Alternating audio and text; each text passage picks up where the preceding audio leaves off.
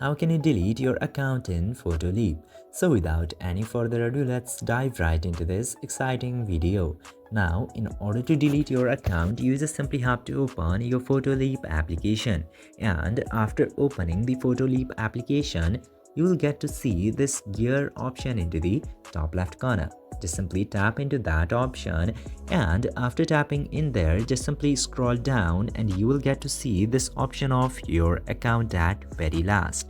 Now, in order to delete the account, just simply select your account option. And after selecting your account, you will get to see this option of delete my account. Just simply tap into that option in order to delete your account.